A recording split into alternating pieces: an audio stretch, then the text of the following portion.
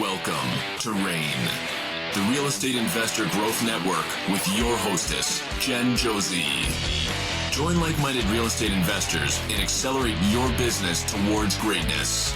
You will hear step-by-step strategies for success, interviews with real estate rock stars, and we will dig deep into past projects where we bear it all, including the good, the bad, and some just plain ugly. So get excited. Here's the bestower of badassery herself, the real Jen Josie. Listener discretion is advised. Hi, and welcome back. I'm Jen Josie, creator of RAIN, the Real Estate Investor Growth Network. Whoop, whoop. On today's episode, we have a guest that will be sharing their badassery. But before we begin, here's today's badassery bestowment, my little badass gift to you. Today's topic is GPS trackers. There is nothing that pisses me off more than people taking shit that doesn't belong to them. I have shared a few times about the trail cams that we put on our renovation properties to help monitor suspicious activity. In fact, I got to tell this. Just last week, the motion sensor camera caught this guy peeking in our windows at one of our properties. I called the police, and unfortunately, he was gone by the time they got there, but I did catch him on camera near the neighbor's garbage can. Turns out he had just stolen a backpack from a car on the street and then tossed it in our neighbor's garbage can. The police were able to retrieve it, and there's a lucky Duke student that got all his textbooks back. Yay, teamwork. Okay, sorry I got off track, but you can see how this affects me. So yesterday, I had a conversation with one of my favorite humans and coach, the GOAT, as we call him, Rob McIntosh. He shared his latest security ninja tip, so I have to give Rob full credit for this. So listen, what he does, he buys 4 or 5 of those small GPS trackers, about the size of a quarter, and he attaches them to expensive items in his vacant renovation projects. Each tracker is about $10 to $15, and he pays about $20 a month to monitor the trackers via an app on his phone. Recently, he had a washer and dryer stolen from one of his properties. He alerted the police, and they tracked the items to a storage facility. Once the police got inside, there were several stolen items, almost enough to open a small hardware store.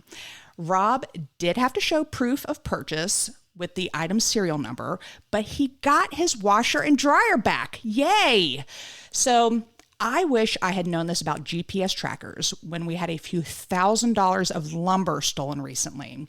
So thanks, Coach Rob, for sharing this badassery bestowment with me so I could pass it on to all you fabulous listeners out there. Now, on to today's episode of the Real Estate Investor Growth Network podcast. We have with us my new friend, Melissa Houston.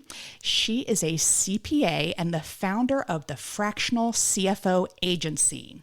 Melissa helps successful business owners increase their profit margins so they can keep more money in their pockets and increase their net worth.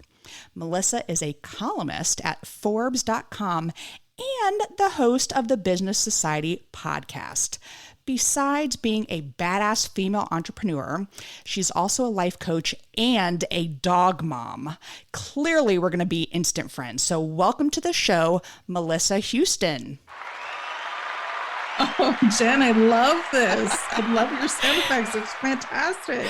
Thank you so much for having me here. I'm very excited to be here today. And you are in Canada, because when we were talking before, you said about, and I was like, oh, I love it. Tell me all about you. So would you like to know all about me? So give us a quick background, because one of the things says you can find me at the cottage. So yes. And you have a husband and 2 children, and you're a dog mom, which I just love instantly. So where's this cottage? Tell us about that. Yeah, well, the cottage is up in Quebec, which is in Canada. It's a province, which is similar to your states, right? Uh-huh. So I live in Ontario. We have to cross the provincial line to go to Quebec to our cottage, and it's in Notre-Dame-du-Lot. So that's a little bit of French there. That's Quebec impressive. is a very Yeah, Quebec is a very French province. So we go there for rest and relaxation. It's 4 year, 4 season cottage. We go there all year round and it's right by a lake and we just love it. So thank you for sharing that. And I have to be honest, CPAs, yawn, sounds super boring to me. Super boring. I actually married an accountant, so I would not have to deal with this shit ever again in my life. However, with that being said, I was reading through your bio and looking at your website, and it was so real. You actually had a little bit of a spending issue, shall we say, and you spent A tad of a spending issue. yes, and you actually got. Well, I'm going to let you tell the story. You got into debt, and this was just, I was like, whoa. But to me, it makes you so real, and that's what probably makes you so good at what you do with helping business owners. So I got to hear the story, though. So tell us about this.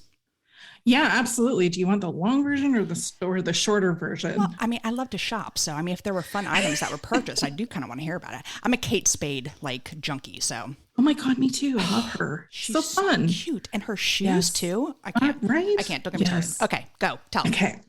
All right. So, when my husband and I first met, like we've been married now for 23 years. Ooh.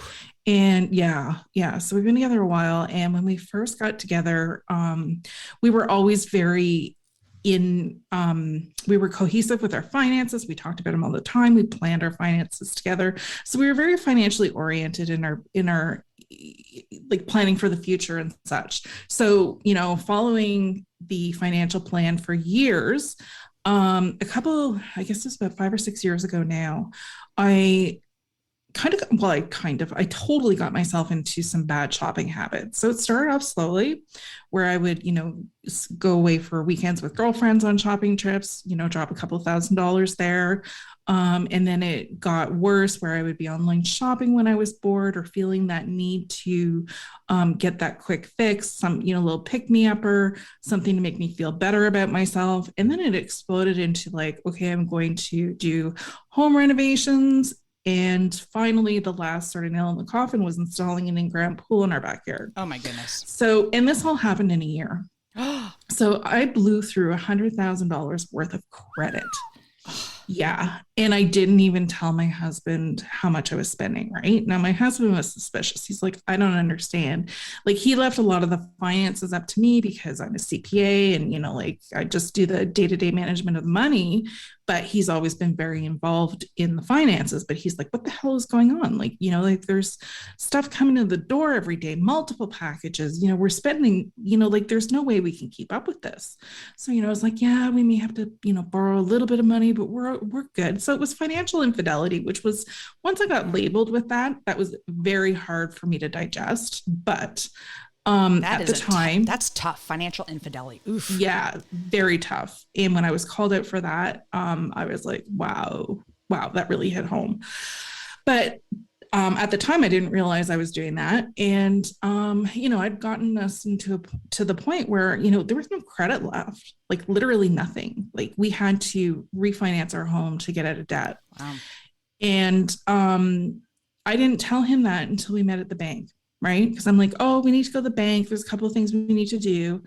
And so when he looked at me at the bank and he was like, the disappointment in his eyes, I was like, oh this I've really like that hit home for me. Right. And, at that point I knew like I would never, ever put myself in this predicament again. But while I was spending, I knew I was spending and my spending was out of control and I knew it. And I knew what the ramifications were to this excessive spending. Like I was putting us behind, like $100,000 isn't chump change, right? Like this is huge. But I kept going. And I'm like, after, I'd blown through all that money, I'm sitting there thinking, how did I allow this to happen? Like I knew better. I should have done better. So I went through, trying different things, trying to figure out what was going on with me. I thought maybe I'm not happy because, maybe because I put on some weight since the kids, I'm, like whatever, like I was looking for health and fitness and, this, that, and the other. And I came across a health coach and I'd never done coaching before. And I didn't realize how forward thinking it was. And well, I had no clue what I was signing up for. So I was like, okay, let's try it. She's like, try my program. We'll see how you do, blah, blah, blah, whatever. So it didn't take me long to realize that coaching was extremely different than, a diet and exercise program or whatever I was signing up for. Right. Yeah. So we started peeling back the layers because like really on the surface, everything was fine. Like, like I really had no complaints in my life. Had a great job. I have a great husband, kids are great, family's healthy, like on the surface, there was nothing that was a big enough issue to have, done this to me. And through peeling back those layers, I realized that I wasn't being true to myself because what I really, really wanted out of life, I was refusing to let myself do that. And because I was repressing those feelings and not allowing to be who I truly am, I got myself into like, how it comes out in different ways, right? Like it leaks out, bad behaviors, gambling, drinking, whatever. Well, I went down the route of excessive spending. And it was because I really, for at least 15 years of my career, I was like, I don't like what I'm doing. I don't like what I'm doing. I want to do something different. I need to go out on my own and try it, and really do what I feel like I'm here to help people with. Right. Absolutely. So, yeah. So, I mean, that's the sort of long version of how I ended up $100,000 in debt. But honestly, I wouldn't change that experience for the world because of what resulted from, finding out how that happened and why I allowed it. This is why I was immediately drawn to you because I saw CPA and I was like, yawn, and then yawn, I know. I was like, well, shit, she got herself into all this debt and yet got her out of it.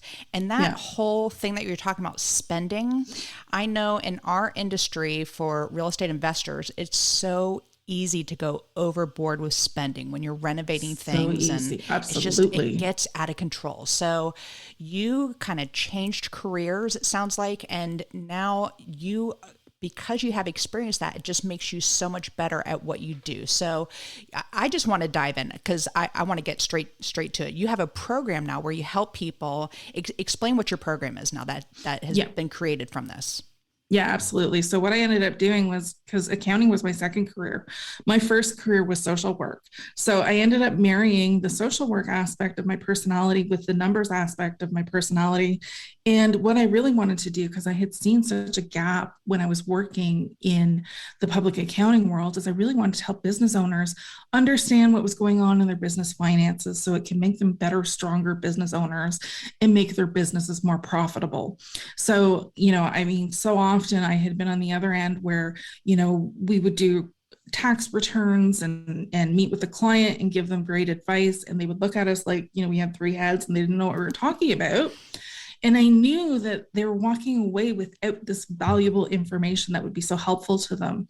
So that's why I decided to start my business like this, where my columns, I write to entrepreneurs about how to manage their business finances. I have a book that I'm working on that hopefully will be out in a year or so that talks about this. Like, I'm very much an advocate for business owners so that they understand how their numbers and knowing their numbers makes their business more profitable.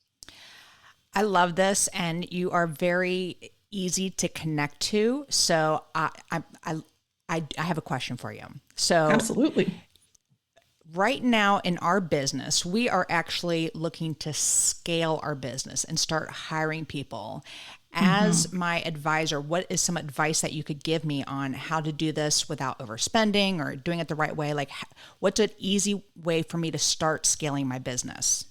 This is such a good question and probably one of my favorite questions because I love growth strategies. Let's hear all about it. I will share it.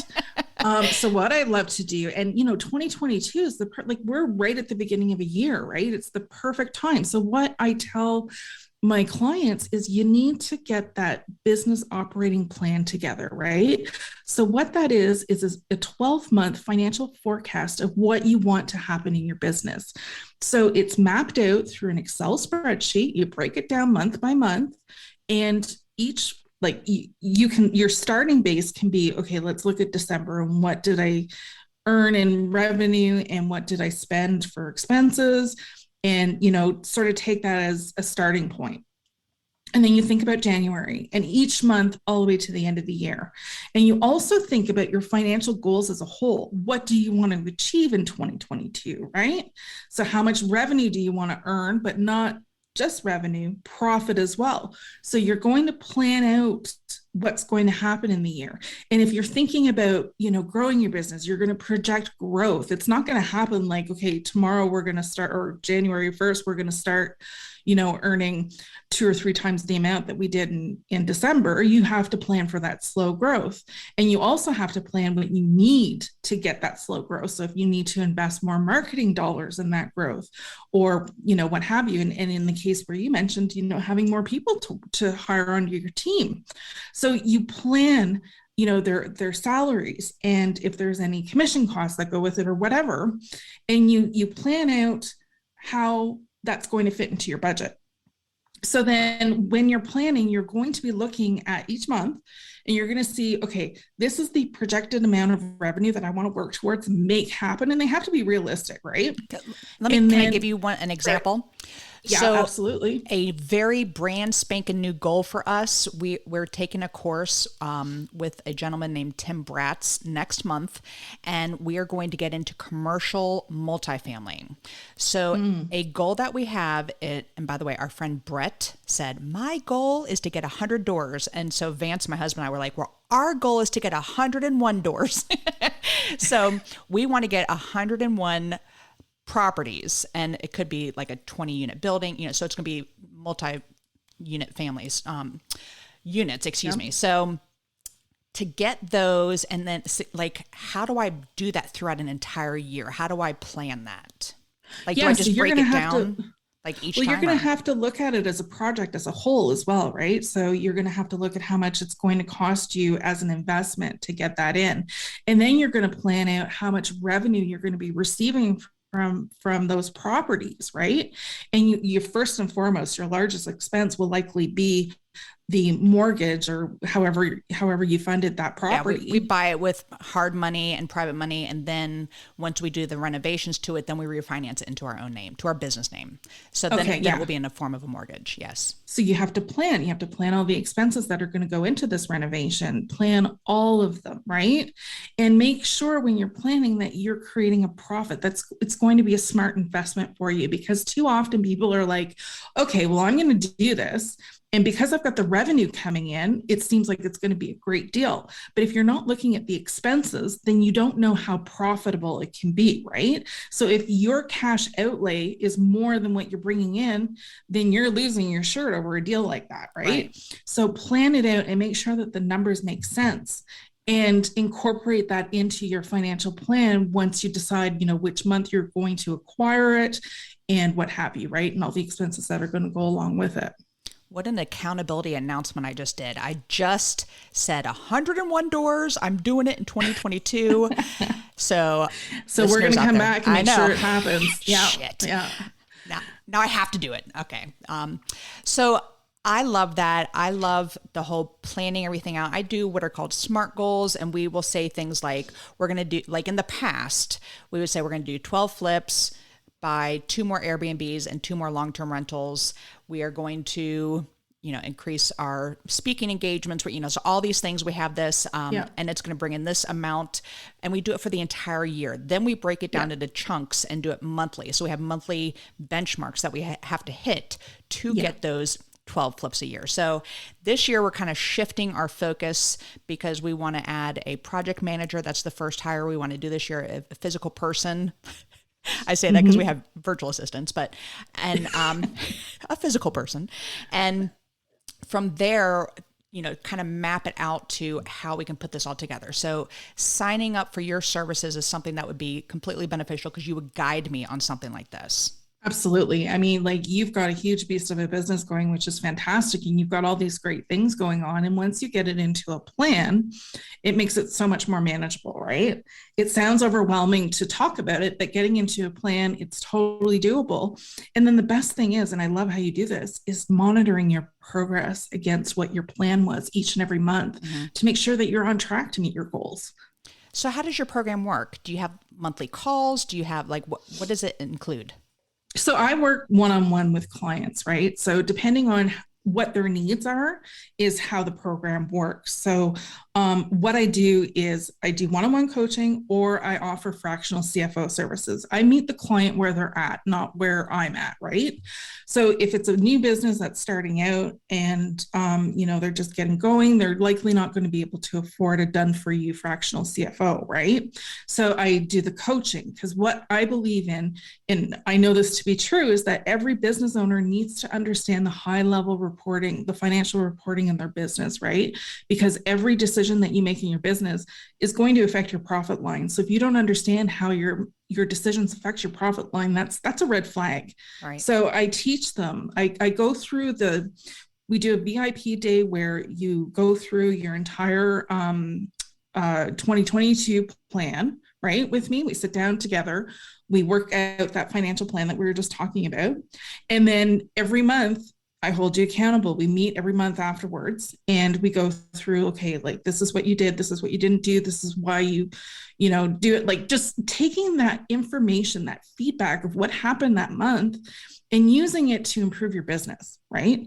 Take the emotion out of it, take all the nonsense out of it, and just look at the numbers and say, hey, logistically, if I, invested in this would help with this.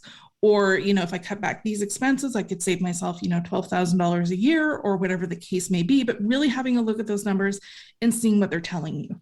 And I feel like having someone like you in my life, now like I said, I married an accountant, so I don't have to think about these things. However, his communication level can be a little on the lower end at times. So, when you say these things, it's like, I'm going, yes, I need to know this, because I think will also make our business grow to have you communicating between the two of us and, defining the progress and how to get there. So I love that. Exactly. How do people find you to learn about this course, or about your coaching, excuse me? Yeah, absolutely. So the Fractional CFO Agency.com is my website. Now it's going under renovation in the month of January, so it's going to definitely look a little sparklier after that. But yeah, so I either do a done for you service or I do the coaching service. And, just getting to the point where you said, like, your husband speaks to you in a different way. And I'm sure your husband is absolutely lovely and probably one of my favorite accountants. He just doesn't communicate everything. So there's times where I'm like, wait, we spent what? And it's just like automatic for him. So, I love him to pieces. Don't get me wrong. Yeah. And I trust him 1,000%, but it's just one of those things where I'm like, as a coach, I should probably know these things a little better myself when I'm coaching students. So keep going. Sorry. But the thing is, and the thing is, what I was getting to was that it's very typical for accountants to be like that, right? Where they don't explain very well the detail. So they leave not for you and your husband, but like, just say, like, let's say I'm an average CPA who's dealing with an average client, and I'm not speaking to them in a way that they're going to understand. The client will leave extremely frustrated. So I know that. And I know that when you're dealing with money, there's a lot of emotions involved too. And so I think I'm very much different from the average CPA. And I knew that, like, right when I started my career too. Like, don't get me wrong. I like to talk and, get to know people and blah, blah, blah, whatever, and really form those relationships, so that if I'm not communicating well and I'm not saying things that they'll understand, then I'm not doing my job well. Right. Yeah. And that's Melissa. That's immediately why I was like, ooh, I like her a lot. So I'm so glad you came on to share that. And you actually have a badassery bestowment that I was like, I read it before. So I was like, oh, ooh, I like it. So can you share your badassery bestowment, your little badass gift to my listeners? Absolutely. Nobody's going to care as much of your business as you do. So never give your financial power away. That is so true. You think, I'm hiring this accountant or I'm hiring this tax attorney, but nobody cares about it more than you do. And I love it. So give us, how do we go about taking care of that? Well, yeah, you need to invest the time that it's going to take. And really, when somebody helps you learn this and breaks it down into manageable steps, the overwhelm is gone, right? It doesn't take as much time as you think it's going to take. Because a lot of people, like, especially my clients that come to me, they're like, this is way too much. I don't know if I'm going to be able to do it. And by the end of it, they're like, oh my God, that really didn't take that long, right? So invest the time that it takes to learn about your business finances and what's going on in your business, because you are the person, like, you're the one who's created this business. You're the one who knows how it operates. You know everything about this business, every dark corner, every little detail. So if you don't know what's going on financially, you're doing yourself a disservice as a business owner, right? So once you understand how the pieces come together, if you ever had any CEO imposter syndrome, that would be gone. And you would have full confidence in running your business because you understand how your decisions affect your business as a whole. Now, what happens is often people think, okay, well, I'm going to hire my CPA, or I'm going to hire my bookkeeper, or, whoever, and they're just going to tell me what I need to do. Right. But they don't know the business as well as you do. They can't make decisions for you. So you need to understand the decisions that you're making because you're the CEO of your business, right? Every final decision rests on your shoulders.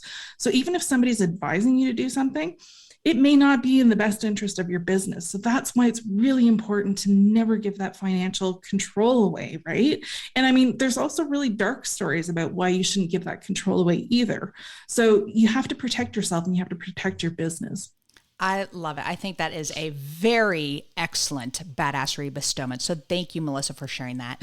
And I'm more excited about creating this map for next year and a business plan. Like, we have goals, and then we have kind of benchmarks to hit there. But then, come January, February, March, you're like, what are we supposed to be doing each month? So you get off track and other things happen. So I think having a little bit more structure would be so beneficial for business owners. So thank you, listeners. Reach out, check out her coaching program.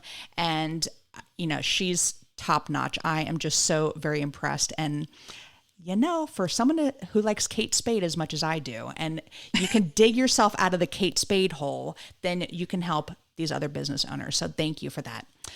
The second half of the podcast is where I share with the listeners what makes Melissa Houston a badass. And I use the acronym BADASS. And the first letter B is book. So Melissa, what is a book that's made a huge difference in your life? I have to say, my dad gave me a copy of The Wealthy Barber by David Chilton when I was around. No, because he's Canadian. And that was around, I think I was in around 19, 20 years old. And I read the book. And even though it's Canadian, it speaks at such a simple level for managing your personal finances. The difference between Canada and the US when it comes to money management is just like the tax shelters that you get, right? So if you understand, the difference between a 401k and an RRSP, then you're fine, right? RRSP is Canadian, 401k is American, and they're essentially the same thing in pension plans and stuff. So that is such a good book because it just broke down everything into a level that I understood. And keep in mind, this is when I was in social work. So I had no clue about money back then, but that ignited my fire of learning more about personal finance and, setting myself up for financial success. So one more time, The Wealthy Barber? The Wealthy Barber by David Chilton. Awesome. All right. The first A in badass is advice. What's the best piece of advice you've ever received? Now, my dad was generous enough to talk about, all things personal finance once I hit a certain age. And he taught me about compound interest. What did your dad do for a living? My dad was a professional engineer. Oh, okay. Yeah. But he had a very unique interest in personal finance and, really wanted to build his wealth. And he really wanted to pass that on to his kids. And so we talked about personal finance all the time, even at the dinner table, whatever. Like, we would just, talk about whatever was going on. Like, it was just nothing to talk about that in our family, right? It seems so common, but now I realize most people don't talk about these things, right? Wow. But yeah. So compound interest and the value of compound interest and how magical it can be was definitely the best advice I ever heard. That is fantastic. And yes, I think in our age group that you never talked finances. And then when I got into real estate investing, like everyone's like, okay, so what was the purchase price? How much did you spend on this? And I'm like, whoa, but why are we not talking about it? So we should be talking about it. Exactly. I love it. All right. The D in badass is drive. What drives Melissa to be successful? I love helping people. That is the social worker in me. I love to give and offer and just help them. And I see how valuable this information that I'm, trying to get out into the world, how valuable it is for all entrepreneurs, right? We hear so much about personal finance. There's a lot of personal finance coaches out there, but we don't hear a lot about how we can make our businesses more financially literate. That's so important. And I just heard a doggy shake a collar. Yes, I'm sorry about that. That's my little Trina Beena. Trina. Hi, Trina. Hi. Okay. Here, Trina. She's going to start scratching at the door in a minute. There we go. I am a huge dog person, so love it. All right. See, I knew we were long lost sisters. All right. The second A in badass is aspiration. I'm a big goal setter. So what are some goals you are currently working on? Yeah, so I'm really excited because I just landed a book agent and we are working on the proposal to sell my book. So hopefully by early January or February, we will have that sold and in the works to get out there. So I that is just a passion project of mine. I'm super excited about that. And you like to write. I love to write. Yeah, I write regularly for Forbes and other large publications, and I write about, understanding business finances. And I used to hate writing, but I actually do a bunch of blogs, and actually part of my show, I will read blogs, my blogs on occasion. And it has just become a passion of mine to write as well. So I'm the daughter of two journalism majors, my parents at University of Missouri. Okay. So yes, it's in the blood. I hated it growing up, but now it's just one of those things where I got to get it out. So very cool. Yeah, that's awesome. All right. The first S in badass is systems. What systems do you have in place to help you achieve success? Yes, this is really important to me. I surround myself with people who love me. I love them, and we want to help each other succeed, right? It's not, you can't do this alone. It's, there's good days and bad days. I mean, all entrepreneurs out there know this, right? We all have our good days and our bad days. And we all have days where we're like, why am I even doing this? It feels like everything's going wrong. So when you have your support systems in place, it's so important because it can keep you going. It's huge. So huge. And the opposite of that is to get rid of the toxic people in your life. I just have no room for that anymore. And as I'm working on being positive and trying to do things the right way, and that negativeness, it's so obvious to me now. So I love that. That is a great system to have. Yeah. I go by when someone shows you who they are, believe them. Yep. I think Oprah said that, but I'm not entirely sure. I think Melissa just said that. We're gonna accredit you to that quote. All right. The final S in badass is success. So what does success mean to you? Success means being true to myself. Now that I've been through that experience of, going off course and kind of losing myself in the process, I realize now how important it is to be true to who you are, or you get lost in the shuffle, right? So I love my family, my friends. I want to be around people who are positive and supportive and just have a life that's well lived, no pressure, no craziness, no, I don't want to be putting, goals out there, like, being the next Oprah or whatever, right? Like, that's not what's going to make me happy. What's going to make me happy is just, serving the people I can help and, enjoying life to its fullest. Well, I appreciate you very much. One more time, how can people find you online? Absolutely. So I have two websites, the Fractional CFO Agency.com. And I also have my personal site for speaking and writing, and it's melissahoustoncpa.com. And I'm on Instagram at melissahoustoncpa. You see a theme here. And LinkedIn at melissahoustoncpa. Well, I appreciate you very much. And you just ooze awesomeness and integrity. You are so generous, Jen. Thank you. I appreciate everything that you shared, and I can't wait to get my business structure for the year going, because I feel like it's also going to build my confidence knowing what I need to be doing each month. So I'm looking forward to working with you, and thank you for sharing your badassery. That is all. Thank you for listening, and we will catch you on the next episode. Now go out there and share your badassery. And don't forget, make it a great day. Take care. Bye-bye. Whoop, whoop. Thank you for listening to RAIN, the Real Estate Investor Growth Network. Be sure to subscribe on your favorite podcasting platform so you never miss an episode. If you need more badassery, you can follow Jen Josie by visiting therealjenjosie.com or become a member of RAIN by registering on rainmastermind.com.